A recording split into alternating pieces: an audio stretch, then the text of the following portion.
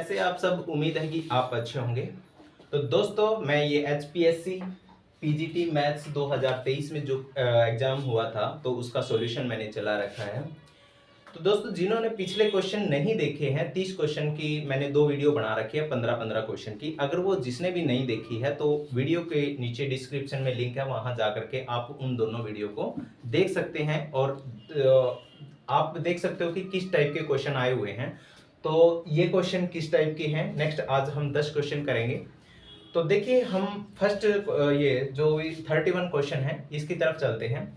ये कह रहा है which of the following is a subspace of the vector space R cube.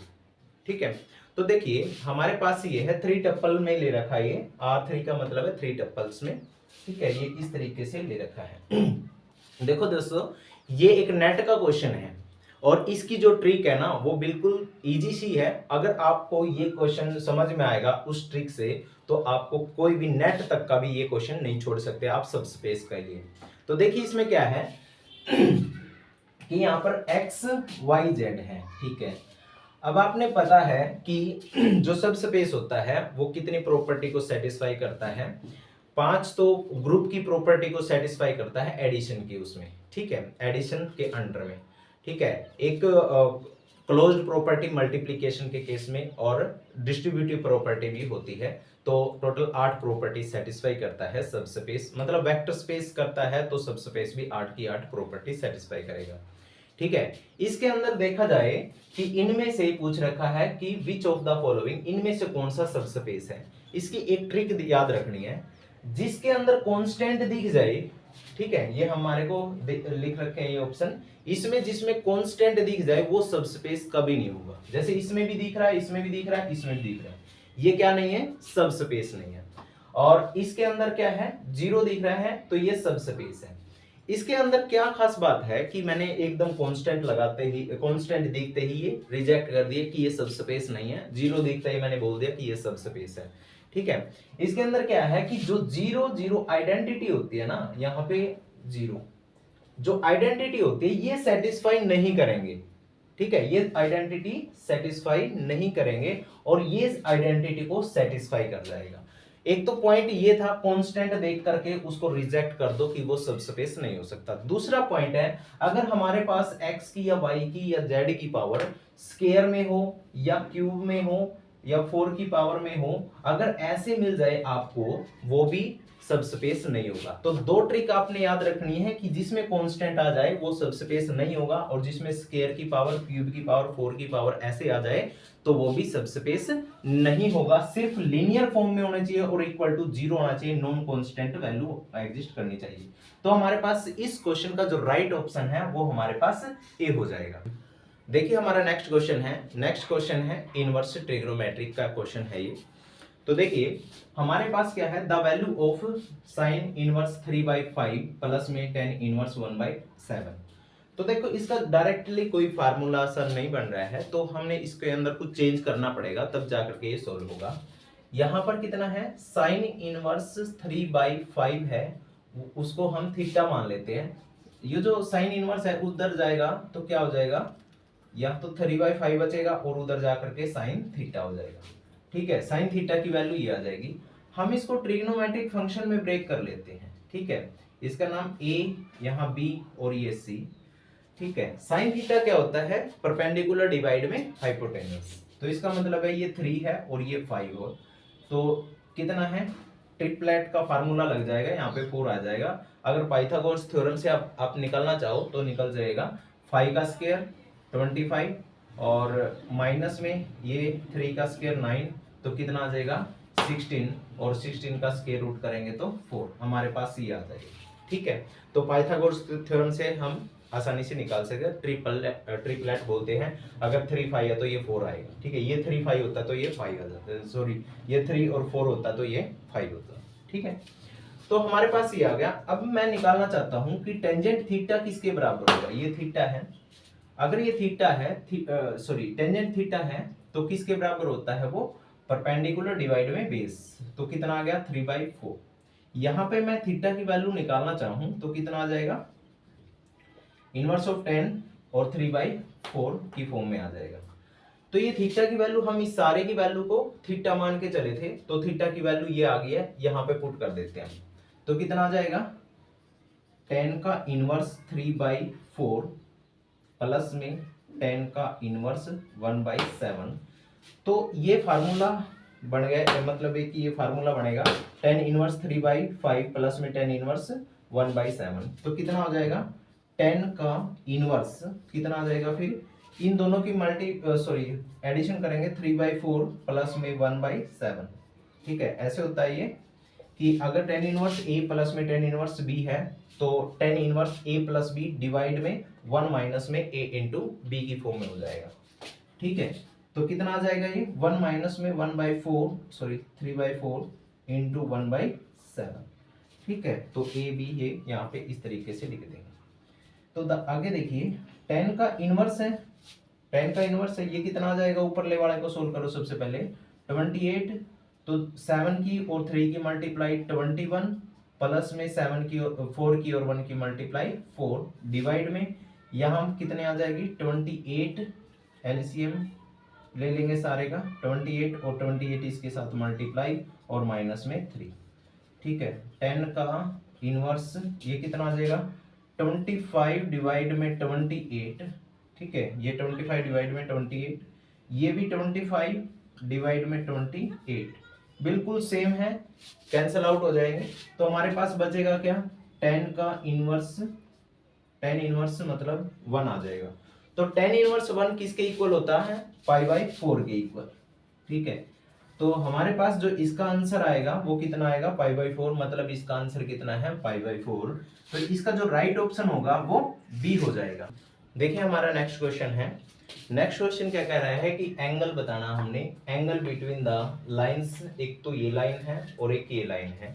ये लाइन किस टाइप की है, y minus square root 3x minus 5 equal to 0। ये लाइन किस टाइप की है, square root 3y minus x plus 6 is equal to 0 type की है।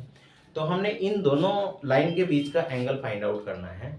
तो हम दोनों इक्वेशन के स्लोप फाइंड आउट कर लेते हैं सबसे पहले। तो सबसे पहले इस लाइन का जो स्लोप होगा वो क्या हो जाएगा, पहले तो इसको इस तरीके से लिखो और इधर ले जाएंगे स्क्वायर रूट 3। ठीक है, प्लस का हो जाएगा, ये भी प्लस का हो जाएगा। यहाँ पे जो स्लोप आया है वो ये इसके इक्वल आया, क्योंकि हम निकालते हैं y equal to M X plus C की फॉर्म में निकालते हैं, तो m हमारा एक स्लोप होता है। तो m1 यहाँ पर कितना आ गया, स्क्वायर रूट 3 आ गया। एक स्लोप हमारे पास ये आ गया, m1 is equal to square root 3। इसका भी स्लोप निकालते हैं, square root 3y is equal to ये x और माइनस 6, मतलब ये इस साइड ले जाएंगे। तो y की वैल्यू कितनी आ जाएगी, 1 upon square root 3 x minus में 6 बाई स्क्वायर रूट 3। यहाँ से x का कोफिशिएंट है वो हमारे पास स्लोप आ जाएगा 1 अपॉन स्क्वायर रूट 3। ठीक है, हमारे पास ये आ गया है। देखिए इसका स्लोप कैसे निकालते हैं, tan theta is equal to mod of m2 minus m1 divide में 1 प्लस में m1 m2। ठीक है, ये एंगल निकालने का, जब हमने दो स्लोप पता हो, दो लाइनों के दो स्लोप पता है, तो हमने उनके बीच का एंगल फाइंड आउट करना है, तो हम इसके लिए ये फार्मूला यूज करते हैं। ठीक है, सेकंड लाइन का जो स्लोप है माइनस में पहली लाइन का जो स्लोप है, और ये इस तरीके से। तो देखिए यहाँ पे मोड ऑफ m2 की वैल्यू कितनी है, मतलब दूसरा स्लोप ये है 1 अपॉन स्क्वायर रूट 3 माइनस में स्क्वायर रूट 3, ये पहले का स्लोप है, ये रहा, डिवाइड में 1 प्लस में ये स्लोप m1 मतलब स्क्वायर रूट 3, और यहाँ पे 1 अपॉन स्क्वायर रूट 3 आ जाएगा। ठीक है, अब यहाँ से देखिए जब हम इसका एलसीएम लेंगे, स्क्वायर रूट 3 एलसीएम आ जाएगा, ऊपर आ जाएगा 1 माइनस में 3, और डिवाइड में कितना आ जाएगा, ये कैंसिल आउट, यहाँ पे 1 बचेगा, 1 ये बचा हुआ, तो इसका मतलब है 2 बच गया हमारे पास। ठीक है, इज इक्वल टू यहाँ पे -2 डिवाइड में स्क्वायर रूट 2, स्क्वायर रूट कितना है 3, ये नीचे आ जाएगा, और मल्टीप्लाई में नीचे 2 है ही है, तो ये इससे कैंसिल आउट हो गया। मोड लगा हुआ है, -1 अपॉन स्क्वायर रूट 3 बचेगा, माइनस लगा हुआ है और मोड भी है, तो 1 अपॉन स्क्वायर रूट 3 आ जाएगा। देखो टेंजेंट थीटा है, यहाँ पर ये लिखा हुआ है, टेंजेंट थीटा की जो वैल्यू आई है वो 1 अपॉन स्क्वायर रूट 3 आई है। इस बात से क्या पता लगा है कि जो थीटा की वैल्यू है ना वो 30 डिग्री है। ठीक है, इस क्वेश्चन का जो राइट आंसर है वो 30 डिग्री है। जो इस क्वेश्चन का राइट ऑप्शन होगा वो हमारे पास बी हो जाएगा। देखिए हमारा नेक्स्ट क्वेश्चन है। नेक्स्ट क्वेश्चन हमारा कह रहा है कि इक्वेशन ऑफ टेंजेंट, देखो ये पिछले एग्जाम जो मैंने सोल्व करवाए हैं उनके अंदर भी ये पूछ रखा है। तो ये कंसेप्ट है जो इसका जो मैं बताऊंगा, उससे पहले मैं ये कहना चाहूंगा कि स्लोप ऑफ टेंजेंट इसका निकालना पड़ेगा। कईयों में क्वेश्चनों में क्या होता है कि इक्वेशन ऑफ टेंजेंट यहाँ पे पूछ लिया है, कई क्वेश्चनों में ऐसे पूछा है इक्वेशन ऑफ नॉर्मल क्या होगी, ठीक है। Equation of normal, equation of tangent और खाली स्लोप ऑफ टेंजेंट, ये हर एक एग्जाम में एक क्वेश्चन यहाँ से पूछा जा रहा है, ठीक है। तो देखिए किस कंसेप्ट से हम सोल्व करते हैं इसको। यहाँ पे इक्वेशन ऑफ टेंजेंट है, इस पॉइंट के ऊपर है और टू द सर्कल दिस। सबसे पहले हम इसका फर्स्ट टाइम डेरिवेटिव करेंगे और उसी से पहले तो स्लोप ऑफ टेंजेंट निकाल लेंगे, फिर इक्वेशन ऑफ टेंजेंट निकाल लेंगे, ठीक है। स्लोप ऑफ टेंजेंट निकालने के लिए फर्स्ट टाइम डेरिवेटिव करना होता है हमने, तो 2x प्लस में 2y और dy बाई dx, माइनस में 4 प्लस में 2 dy बाई dx और यहाँ पर 0 है, ये इक्वल टू 0। इन दोनों में से कॉमन ले लेते हैं dy बाई dx, कितना है यहाँ पे 2y और ये कितना आ जाएगा प्लस में 2, और जो बच गया हम उसको उस साइड ले लेते हैं, ठीक है। ये इधर जाएगा तो 4, ये इधर जाएगा तो माइनस का 2x हो जाएगा, ठीक है। तो हमारे पास dy बाई dx की जो वैल्यू आई है वो 4 माइनस 2x और डिवाइड में 2y प्लस 2 की फॉर्म में आई है, ठीक है। तो हमारे पास ये आ गया। अब हमने इस पॉइंट के ऊपर निकालना है, तो इस पॉइंट के ऊपर निकालेंगे एट पॉइंट 0 2, ठीक है। dy बाई dx, ठीक है, कितना आ जाएगा, पॉइंट है हमारे पास 0 2, 4 माइनस में 2 इंटू 0, एक्स की वैल्यू 0 है यहाँ पे, 2 इंटू 2 प्लस में कितना आ जाएगा यहाँ पे, ये 2 आ जाएगा, ठीक है। यहाँ पे ये 0 है तो 4, यहाँ 2 2 जा 4, 4 और 2 6, ये आ जाएगा 2 2 जा और 2 3 जा। इसका मतलब है जो स्लोप ऑफ टेंजेंट आया हमारे पास वो कितना आया 2/3 आया, किस पॉइंट के ऊपर 0 2 के ऊपर। अभी हमने ये निकाल दिया, ये तो स्लोप ऑफ टेंजेंट आया है, इतना इतना आया है, जो ये स्लोप ऑफ टेंजेंट आया। हमने निकालना है इक्वेशन ऑफ टेंजेंट हमने निकालना है, equation of tangent. Equation of tangent कैसे निकालेंगे, y माइनस में y1 इज इक्वल टू, यहां पर स्लोप ऑफ टेंजेंट यहां x माइनस x1, ठीक है। हमारे पास x1 भी है और y1 भी है, ये x1 की वैल्यू है, ये y1 की वैल्यू है। तो y माइनस में y1 की वैल्यू कितनी है 2 है, इज इक्वल टू, ये इसकी वैल्यू है स्लोप ऑफ टेंजेंट की 2/3 है, और x माइनस में x1 की वैल्यू कितनी है 0। 3 की मल्टीप्लाई इसके साथ करेंगे तो कितना हो जाएगा यहाँ पे 3y और माइनस में 6, 3 की मल्टीप्लाई इन दोनों के साथ करेंगे 3y माइनस में 6 आ जाएगा, इज इक्वल टू 2x, ठीक है। अब देखो यहाँ पर इस साइड 2 2 6 6 है, मतलब अकेला 6 यहाँ पे है, तो इन दोनों में से ये तो बिल्कुल गलत है, ठीक है। अच्छा ये 3y यहाँ पे पॉजिटिव है, तो 3y ये माइनस का 2x इधर आकर के और ये उधर जाकर के 6 आ जाएगा, तो 3y माइनस का 2x इज इक्वल टू 6 आ जाएगा। तो हमारे पास इस क्वेश्चन का जो राइट ऑप्शन होगा वो डी हो जाएगा, 3y minus 2x is equal to 6। देखिए हमारा नेक्स्ट क्वेश्चन फिर एक्सपेंशन के ऊपर आ गया। एक्सपेंशन के 2-3 क्वेश्चन हर बार हर एग्जाम में पूछे जा रहे हैं। तो क्या कह रहा है, the coefficient of the middle term in the expansion this, ये हमारे पास है क्या बोल सकते हैं इसको, एक एक्सप्रेशन है, इसकी जो भी एक्सपेंशन करेंगे तो उसकी मिडल टर्म का हमने क्या बताना, कोफिशिएंट बताना है, ठीक है। तो देखिए हमारे पास क्या होता है कि अगर a माइनस में b की फॉर्म पावर अगर n होता है, जैसे 4 की पावर कर लेते हैं, 4 है जैसे, तो nc0 यहाँ पे आएगा कुछ, nc1 प्लस में nc2 प्लस में nc3 प्लस में nc4। ये देखो अगर 4 लिखी हुई है तो हमारे पास जो टर्म बनेगी वो हमारे पास कितनी बनेगी, 5 बनेगी, एक एक्स्ट्रा बनेगी।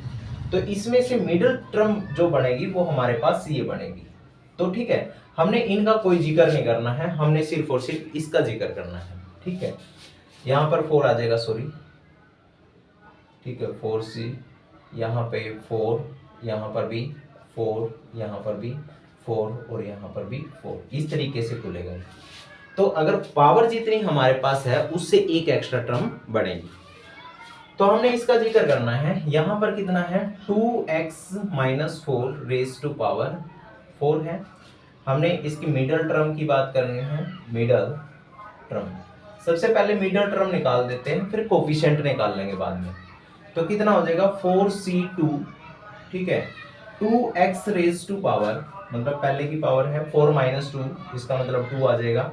दूसरा -7 की पावर कितनी आ जाएगी 2 आ जाएगी। ठीक है, ये मतलब ये सीधी लग जाएगी, यहाँ 4 माइनस 2 इज इक्वल टू 2 आ जाएगा। सबसे पहले मिडल टर्म निकाल रहे हैं, यहाँ पर कितना आ जाएगा 4 फैक्टोरियल डिवाइड में 2 फैक्टोरियल और 2 फैक्टोरियल, क्योंकि 4 माइनस 2 आ जाएगा यहाँ पे 2 फैक्टोरियल, ये 2 फैक्टोरियल इसकी वजह से आ जाएगा। 2x की पावर 4 है, इसका मतलब है 2 की पावर 2x की पावर सॉरी 2 है, तो 2x की पावर 2 है तो 4 और x स्क्वायर ये आ जाएगा, और 7 का -7 का स्क्वायर कितना हो जाएगा 49 हो जाएगा। ठीक है, देखो ये 2 2 जा 4 आएगा, क्योंकि 2 into 1 है, 2 into 1 है तो 4 आएगा, ये कैंसिल आउट कर देंगे हम। तो जैसे 4 है, 4 का फैक्टोरियल अगर हम खोलेंगे 4 3 2 1 और यहाँ पर x का स्क्वायर और 49 आ जाएगा। तो ये कितना आ गया 4 3 12 दूनी 24 की, और अगर हम 49 की मल्टीप्लाई करेंगे तो हमारे पास कितना आ गया 4 में 36, 4 चौके 16 3 19, 2 में 18, 2 चौके 8 और 1 9, यहाँ पे 6, यहाँ पे 17, यहाँ पे 11। ठीक है, तो हमारे पास कितना आया है 1176 x की पावर 2 आई है हमारे पास। ठीक है, तो हमने मिडल टर्म का कोफिशिएंट फाइंड आउट करना है, तो x स्क्वायर का कोफिशिएंट कितना हो जाएगा 1176। जो इस क्वेश्चन का राइट आंसर है वो हमारे पास कितना हो जाएगा 1176। जो इस क्वेश्चन का राइट ऑप्शन है वो हमारे पास कितना हो जाएगा डी हो जाएगा। देखिए हमारा नेक्स्ट क्वेश्चन है। नेक्स्ट क्वेश्चन क्या कह रहा है कि the value of 10 1 degree, 10 3 degree, 10 5 degree and so on 10 89 degree. तो आपने साफ साफ दिख रहा है इसके अंदर कि यहाँ पर ओड टाइप के एंगल ले रखे हैं। ठीक है, ओड टाइप के एंगल हैं, तो कहीं ना कहीं इसके बीच में टेंजेंट 45 डिग्री भी आएगा। इस 45 डिग्री का एक क्वेश्चन पता नहीं है एनडीए में पूछा गया था ऐसा ही क्वेश्चन कि इसकी जो वैल्यू होगी वो कितनी होगी। तो इसकी वैल्यू देखते हैं क्या होगी। जो 45 डिग्री है, टेंजेंट 45 डिग्री है, कितना है टेंजेंट 1 डिग्री होगी, टेंजेंट 3 डिग्री होगी, यहाँ पर 5 डिग्री, इस तरीके से चलता रहेगा। यहाँ पर टेंजेंट 45 डिग्री। ठीक है, इससे पहले क्या आएगा टेंजेंट 43 डिग्री। ठीक है, इसके बाद क्या आएगा 47 डिग्री। देखो अब इसके बाद चेंज करना सारा सिस्टम, वो कैसे चेंज करना वो देखिए। तो पहले तो इसको देखो लास्ट वाले को, टेंजेंट यहाँ पे मैं क्या लिख सकता हूं टेंजेंट 90 डिग्री माइनस में 1, टेंजेंट 89 को ऐसे लिख सकता हूं टेंजेंट 90 डिग्री माइनस में 1। ठीक है, इसके बाद आएगा 47, टेंजेंट 47 डिग्री, इसको मैं क्या लिख सकता हूं टेंजेंट 90 डिग्री माइनस में 43 डिग्री। ठीक है, लिख सकता हूं यहाँ पे टेंजेंट 47 आएगा, 47 को क्या लिख सकता हूं मैं टेंजेंट 90 डिग्री माइनस में 43 डिग्री। ठीक है, इससे पहले क्या आएगा 87 आएगा। ठीक है, तो 87 आएगा जो टेंजेंट 87 को क्या लिख सकते हैं 90 डिग्री माइनस में 3 डिग्री एंगल लिख सकते हैं। टेंजेंट यहाँ पे लिख दो, ये डॉटेड है, तो कितना है टेंजेंट 90 डिग्री माइनस में 3 डिग्री आएगा। ठीक है, अब देखो इसको चेंज करते हैं कुछ। यहाँ पर कितना है टेंजेंट 1 डिग्री, यहाँ पर tangent 3 degree and so on, यहाँ पर टेंजेंट 43 डिग्री, यहाँ पर टेंजेंट 45 डिग्री। ये वैल्यू कितनी हो जाएगी टेंजेंट 90 माइनस थीटा किसके इक्वल होता है कोट 43। ठीक है, 90 माइनस थीटा मतलब इस तरीके से होता है, कोट थीटा के इक्वल होता है। टेंजेंट 90 माइनस में 3 डिग्री है, ये 90 माइनस में 3 डिग्री, तो कोट 3 डिग्री होगा। यहाँ पर टेंजेंट 90 माइनस 1 है, तो इसका मतलब क्या कितना हो जाएगा, कोट 1 डिग्री। ठीक है, ये डिग्री। तो आप देख सकते हो कोट 1 को क्या लिख सकता हूँ, 1/10 लिख सकता हूँ। ठीक है, 1/10 और 10 ऊपर है 10 नीचे है, तो कैंसिल आउट हो जाएगा। कोट मतलब देखो एंगल सेम आ रहा है और 10 और कोट इकट्ठे आ रहे हो, मल्टीप्लाई में हो रहे हो, वो उसको डायरेक्ट कट कर सकते हैं, या इसको ऐसे भी लिख सकते हैं 1/टेंजेंट 1। तो ये नीचे आ गया, ये ऊपर है, कैंसिल आउट हो जाएगा।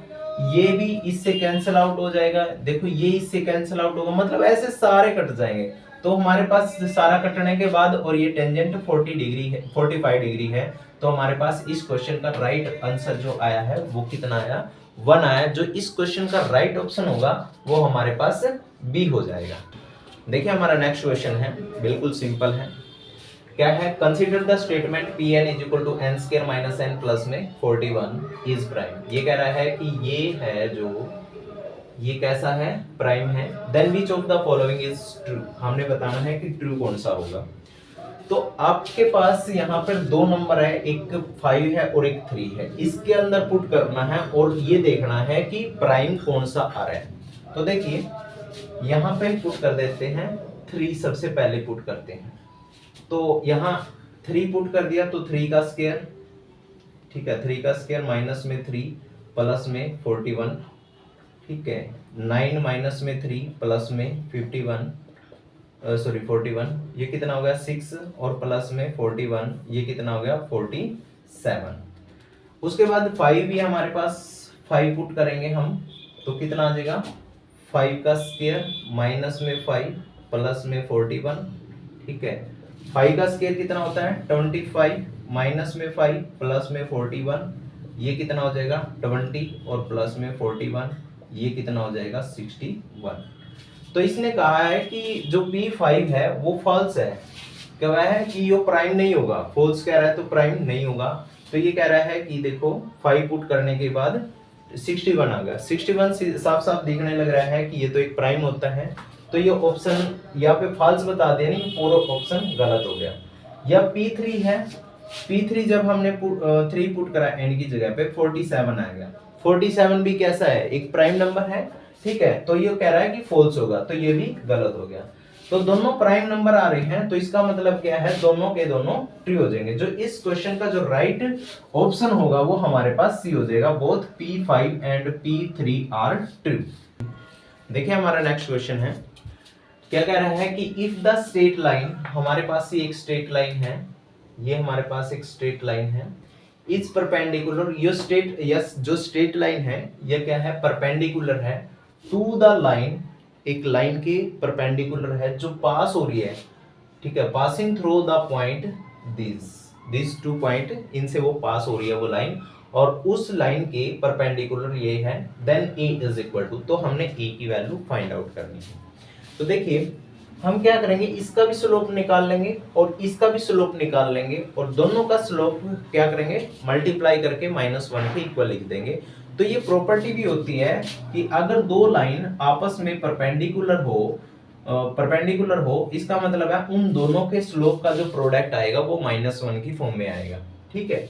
तो इसका स्लोप निकालते हैं, ये -3y है, ये उधर ले जाते हैं, तो 2x प्लस में 17 बचेगा, इधर कितना है 3y, मतलब इसको हम ऐसे भी लिख सकते हैं। तो y की वैल्यू कितनी आ गया 2y3, x प्लस में 17 डिवाइड में 3 आ गया, तो हमारे पास ये आ गया। इसका जो स्लोप आया है वो हमारे पास m1 2y3 की फॉर्म में आया, जो x का कोफिशिएंट होगा वही इस लाइन का स्लोप होता है, ठीक है। उसके बाद है इसका स्लोप निकालेंगे, इसका स्लोप कितना आएगा, यहाँ पे दोनों पॉइंट होगा, तो स्लोप निकालने का फार्मूला क्या होता है कि y2 माइनस y1 डिवाइड में x2 माइनस में x1, ठीक है। किसी लाइन का, जो भी लाइन इन दोनों पॉइंटों से पास होकर के जा रही है, उस लाइन का जो स्लोप होगा वो इस फॉर्म में होगा। तो y2 जैसे a ये कितना है x1, ये y1, ये x2, ये y2, तो y2 a माइनस में 17 हो जाएगा, a माइनस में 17 और 15 माइनस में 7, 15 माइनस में 7, तो a माइनस में 17 डिवाइड में कितना आ गया 8 आ गया। ठीक है, तो 15 माइनस 7 8 होता है, ये आ गया। अब दोनों लाइन है, जो दो लाइन है जो इससे पास होकर के जा रही है और एक ये लाइन है, ये आपस में परपेंडिकुलर है, इस तरीके से परपेंडिकुलर है, तो दोनों का स्लोप का जो प्रोडक्ट आएगा वो -1 के इक्वल आएगा। तो m1 यहाँ पर m1 m2 is equal to -1 आ जाएगा। तो m1 की वैल्यू 2/3 है और मल्टीप्लाई में a माइनस 17 डिवाइड में 8 इज इक्वल टू -1। ठीक है, तो 2 4 जा मतलब इस तरीके से कैंसिल आउट हो जाएगा, ये 8 2 से, तो नीचे बचा 4 और 3, तो इन दोनों की मल्टीप्लाई करके इसके साथ कर देंगे, तो हमारे पास a माइनस में 17 बचेगा और 4 3 12 कितना हो गया -12। तो 17 को जब उधर लेके जाएंगे तो हमारे पास कितना हो जाएगा a is equal two plus का 17 और माइनस का 12 है ये, तो जो यहाँ पर a की वैल्यू आई है वो कितनी आई है 5 आई है। जो इस क्वेश्चन का में हमारे से पूछ रखा है कि a की वैल्यू कितनी होगी, वो हमारे पास a की वैल्यू कितनी होगी 5 होगी। इस क्वेश्चन का जो राइट ऑप्शन होगा वो हमारे पास कितना हो जाएगा D हो जाएगा। देखिए हमारा नेक्स्ट क्वेश्चन है, सर्कल के ऊपर है। ये कह रहा है कि the two circles x² plus y² is equal to ax की फॉर्म में है and x² plus y² is equal to c² है और c ग्रेटर देन यहाँ पे 0 है। टच ईच अदर, दो सर्कल है ये आपस में टच करते हैं, तो इसके लिए कंडीशन क्या होगी, मोड ऑफ a c के बराबर, mod of a equal to 2c या 2 into mod of a equal to c या mod of a equal to 3c की फॉर्म में होगा। ठीक है, तो इस पे ध्यान देना है कि जब दो सर्कल आपस में टच करते हैं तो उसके लिए क्या कुछ सिचुएशन है, क्या कुछ कंडीशन लेनी पड़ेगी हमने, तो देखते हैं सॉल्यूशन करके। यहाँ पर x² plus y² is equal to ax की फॉर्म में है। ठीक है, x² plus y² is equal to ax की फॉर्म में है, तो हम इसके सेंटर नहीं बता सकते ऐसे ही, ना इसका रेडियस बता सकते हैं एकदम से, क्योंकि यहाँ पर ax से यहाँ पे काम खराब कर गया। उसके अंदर क्या है, इसके अंदर बात करते हैं, इसके जो सेंटर होंगे वो सेंटर होंगे 0 0 और इसकी जो रेडियस होगी वो कितनी हो जाएगी c हो जाएगी। ठीक है, मतलब ये c1 सेंटर है और ये रेडियस है जो वो r1 है। इस तरीके से इसके साफ साफ पता लगे कि इसके सेंटर और रेडियस इस तरीके से होगी। बट यहाँ पे क्या है, इसके लिए निकालना पड़ेगा, हम इस ax को इधर ले लेते हैं, x² माइनस ax और प्लस में y² इज इक्वल टू 0 की फॉर्म में। ठीक है, अब क्या है, जो हम इसको परफेक्ट स्क्वायर की फॉर्म में बनाएंगे इस वाले पार्ट को, तो जो भी x का कोफिशिएंट होता है उसका हाफ करके स्क्वायर करके ऐड करना, स्क्वायर करके सब्ट्रैक्ट करना है, तो कितना हो जाएगा x² माइनस में ax और इसका हाफ करेंगे ax के कोफिशिएंट मतलब x के कोफिशिएंट का, तो a/2 हो जाएगा। तो यहाँ पर प्लस में a/2 और उसका स्क्वायर करना, ऐड कर दिया हमने, फिर ये सब्ट्रैक्ट कर दिया इस तरीके से। ठीक है, प्लस में y² हो जाएगा इज इक्वल टू 0। तो ये पूरा कंप्लीटली फार्मूला बन गया है, x माइनस a/2 का होल स्क्वायर प्लस में ये y² इज इक्वल टू ये माइनस a/2 का होल स्क्वायर है, तो a/2 का होल स्क्वायर इस तरीके से। ठीक है, अब हम इसके बता सकते हैं जो सेंटर है इसका नाम C2 रख लेते हैं, इसके सेंटर का C2 नाम रख लेते हैं, तो कितना आ जाएगा, यहाँ a/2 है कोमा 0 है और जो इसकी रेडियस आई है r2, बाकी ये पहला लेना चाहिए था, ये दूसरे वाला है ना, यहाँ पर दूसरा नाम रख देना चाहिए था यहाँ पे। ठीक है, यहाँ पे फर्स्ट और यहाँ पे बी फर्स्ट, क्योंकि पहला सर्कल की बात करें हम, ये दूसरा वाला था। जो इसकी रेडियस आई है वो कितनी आई है, a/2 की फॉर्म में आई है। ठीक है, तो हमने इस सर्कल की भी रेडियस और सर्कल निकाल दिए, इस सर्कल की भी रेडियस और सर्कल निकाल दिए हैं। टू सर्कल, जब दो सर्कल आपस में टच करते हैं, to circles touch each other, दो सर्कल जब आपस में टच करते हैं तो क्या होगा कि मोड ऑफ C1 C2, जो सेंटर है उनके बीच का जो डिस्टेंस है वो किसके बराबर, R1 प्लस माइनस R2 इस तरीके से आना चाहिए। ठीक है, तो सेंटर C1 और C2 है, इसके बीच का डिफरेंस अगर हम फाइंड आउट करेंगे तो दोनों सेंटर के बीच का डिस्टेंस निकालेंगे, ये इसका C1 और C2, तो कितना आ जाएगा, जैसे मान ले 0 माइनस में 0, मतलब वो डिस्टेंस फार्मूले से निकाल सकते हैं हम, ठीक है, तो स्केयर करके फिर निकाल लेंगे। तो कितना हो जाएगा, 0 माइनस में 0 का स्केयर और प्लस में 0 माइनस में a/2 का होल स्केयर, इस तरीके से। और इनकी जो रेडियस है ये c कितना आ जाएगा, c प्लस माइनस a/2 का स्केयर, सॉरी r1 है ना ये, यहाँ पर कितना आ जाएगा r/2, सॉरी a/2 और उसकी रेडियस कितनी है, c आ जाएगा। ये 0 है, ये सिर्फ और सिर्फ ये बचेगा a की पावर 2 और डिवाइड में 4 आ जाएगा। और ये खोलेंगे तो कितना आ जाएगा, a की पावर 2 डिवाइड में 4 प्लस में c की पावर 2, और यहाँ पर क्या लिख सकते हैं हम, यहाँ पे प्लस माइनस 2a/2 इंटू सी की फॉर्म में, ये दोनों कैंसिल आउट हो जाएंगे। तो हमारे पास ये भी कैंसिल आउट हो जाएगा। तो सी स्क्वायर इधर आ गया है और इज इक्वल टू यहाँ कितना बचेगा, AC बचेगा, ये इससे भी कैंसिल आउट हो जाएगा। तो हमारे पास जो बचा है, तो A की वैल्यू C बची है, ठीक है, A की वैल्यू C बची है। मतलब हम यहाँ बोल सकते हैं कि मोड ऑफ A है वो किसके बराबर है, C के बराबर है। इस क्वेश्चन का जो राइट ऑप्शन होगा वो हमारे पास A हो जाएगा। देखिए हमारा क्वेश्चन है, क्या कह रहा है, लैप्लेस ट्रांसफॉर्मेशन, अगर ये इस तरीके से दे रखी है, Laplace transformation e raise to power, यहाँ पे फार्मूला बताऊंगा सबसे पहले, at और यहाँ पर कितना है sin bt है, इज इक्वल टू कितना हो जाएगा, यहाँ पर जो a है वो लिखा जाएगा, डिवाइड में s में से ये a को घटा करके स्केयर करना है, और प्लस में जो ये जो भी sin bt है, t का जो कोफिशिएंट होगा उसका स्केयर कर देना है। ठीक है, ये फार्मूला यहाँ पे यूज करेंगे। Laplace transformation e raise to power 2t और यहाँ पर sin t is equal to किसके होगा। देखो मैंने बताया यहाँ पे जो लिखा है यहाँ लिख देना, कितना आ जाएगा 2, और ये कितना आ जाएगा डिवाइड में s माइनस में 2 का होल स्क्वायर, और प्लस में यहाँ पर 1 है तो 1 का स्क्वायर आ जाएगा। तो कितना आएगा 2 डिवाइड में s का स्क्वायर प्लस में 4 माइनस में 4s और प्लस में 1, ठीक है। तो 2 डिवाइड में s स्क्वायर माइनस 4s और यहाँ पर 5 आ जाएगा। तो इस क्वेश्चन का जो राइट आंसर है वो हमारे पास कितना है, वो ये है। बट इसके अंदर यहाँ पे नहीं दिख रहा हमने, इसका जो डिनोमिनेटर है s square minus 4s plus 5, s square minus 4s plus 5, ठीक है, हमने एक ही में दिख रहा है ना ये, तो इस में दिख रहा है ये 2, मतलब इस फार्मूले के अकॉर्डिंग आ रहा है, बट यहाँ पर 1 1 लिख रहा है सारे में। तो दोस्तों अगर कोई अलग फार्मूला हो इसके लिए तो आप कमेंट में जरूर बताना।